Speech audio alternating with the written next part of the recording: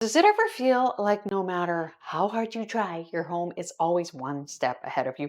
You pick up one rule, and by the time you're done, another one looks like it is auditioning for the Hoarders mini series. When your home is out of control, it's not just about the mess, it's the stress that you feel when you can't find those car keys, or worse, when you're holding your phone as a flashlight with one hand, digging through the couch cushions with the other, and all you find is a stale Cheerio and a mystery Lego piece. My name is Robyn. I am a mom, a nurse, and I am obsessed with helping people to declutter and minimize their homes so that they can be healthier and happy. Living like this, it's like being stuck in quicksand. The more you fight to get out, the deeper you are sinking. What movie does that remind you of? For me, it's Princess Bride, but maybe for you, it's the never-ending story.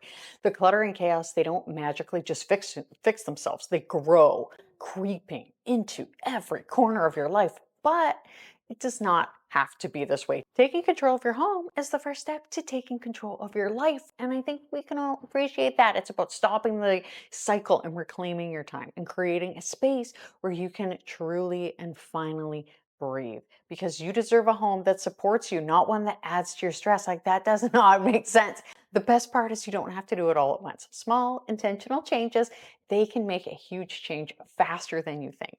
And yes, this might feel super overwhelming, but good news, you don't have to tackle the whole thing at once. You just need to take the first step. It's kind of like when you were trying to lose that baby weight, if you've ever had kids. So many of us were like, oh my gosh, like I still haven't lost this baby weight. But yet it took 9 months to put it on. Why do we think it's going to happen fast? You can get control of your life and your house very quickly. It just might take a little bit of time. If you try to do everything at once, you will burn out faster than a cheap Amazon candle. And then what happens? The mess creeps back in and you feel worse than before. It is a cycle that can keep you stuck, frustrated, and feeling like you're always failing. And that's why starting small matters. Pick one spot, maybe your kitchen, and maybe the counter, the entryway, even just one drawer. Set a timer for 15 minutes. You'll be amazed, truly amazed, at how much you can accomplish in such a short period of time. And here's the cool part. Once you finish that one small area, you are going to feel a rush of accomplishment. You're going to be a little bit proud, and that is momentum. That's the fuel that will help you tackle the next area and the next, until your home starts to transform, which is going to be super fun, because taking control, it doesn't have to be overwhelming. It starts with a single small win. And trust me, that win, it feels amazing. You will realize that you can do things, you can finish things, you can make awesome change. Plus, clearing your counters finally means you're going to stop playing Jenga with that mysterious mail and those snack wrappers. Isn't that a win in and of itself? I do have an important question to pose. Why does it keep getting like this? You clean up, you feel like you're starting to get things under control, you feel good for like a split second, and then bam, everything, it's back to chaos. So what is creating this problem in the first place?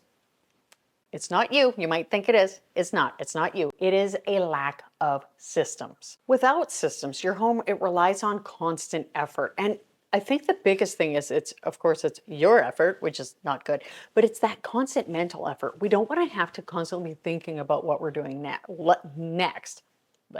And let's be real, no one has time for that. The clutter, the mess, the endless cycle, it's all because there's no structure keeping things in place. There's no kind of track to go on. But I have some darn good news for you. Systems, they can change the whole thing. A daily reset, maybe some chore routines or a meal prep schedule, they give your home the consistency it needs to stay under control, even when life gets busy. Here are a few of my faves. Daily reset, it's a game changer. Spending just 5 minutes tidying up at the end of the day, you're gonna wake up to a home that feels calm and inviting, not like a war zone. The second thing, chore routines, super duper helpful. When everybody knows their role, the workload doesn't fall on one person. People often say to me, I shouldn't have to do it all, or you shouldn't have to do it all. I don't do it all. My family helps me. There's a chore routine. You're not just delegating, you're teaching your family to take ownership of their space. This is one of the hugest things for me when it comes to systems, is delegation. Another one that's helpful, meal prep schedules. Simple meal prep routine, it makes it so much easier. Nobody's going to be staring in the fridge at 5 p.m. wondering what to cook. And it's not just a system, it's sanity saving. In my Tidy Mighty Club membership, we help to create your own systems that work well with your own family, your home, and your life, which is helpful for making a better home in life. Here's the thing, my friend, decision fatigue, it's really real. The clutter in your home, it can actually mirror any chaos in your mind, but also in your body. I don't know about you, but sometimes when I feel like my house is getting out of control, then my budget is getting out of control. I am feeling more stressed, and maybe I'm not eating as well. And I really do feel, and I talk about this all the time, and as a nurse, this is something I'm very passionate about. It's like us all trying to live a little bit healthier, eating healthier, all of the things. However, I think that our houses and our environments are so important. I've done lots of video about the stats and the health and all of that, so I won't get into it too much, but let's just talk about decision fatigue.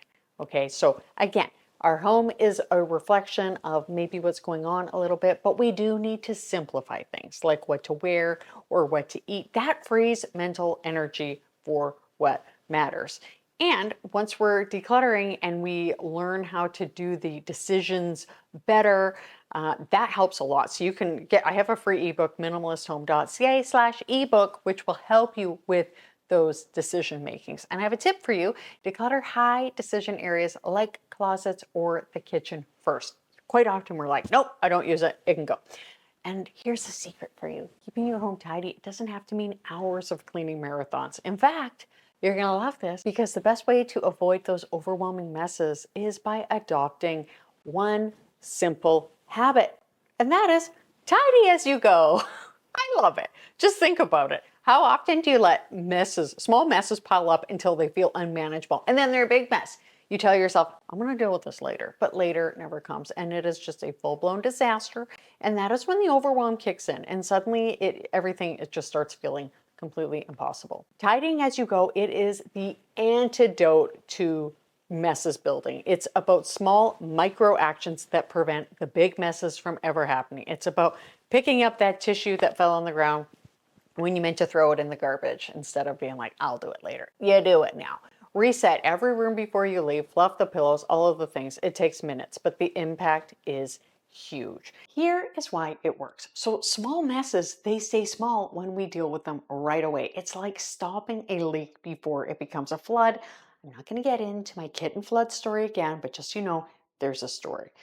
Another great thing is tidying as you go habits. They're a key part of that bigger system that I mentioned, that it keeps your home running smoothly. We combine them with daily resets, chore routines, decluttering, and you have got a home that it practically runs itself. And I'm not joking, it is true.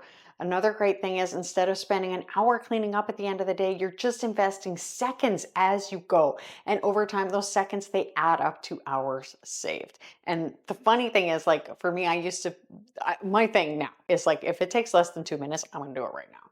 Because let's be real, nobody wakes up saying, I can't wait to spend my entire weekend cleaning. And if they do, I'd love to meet them. They sound interesting.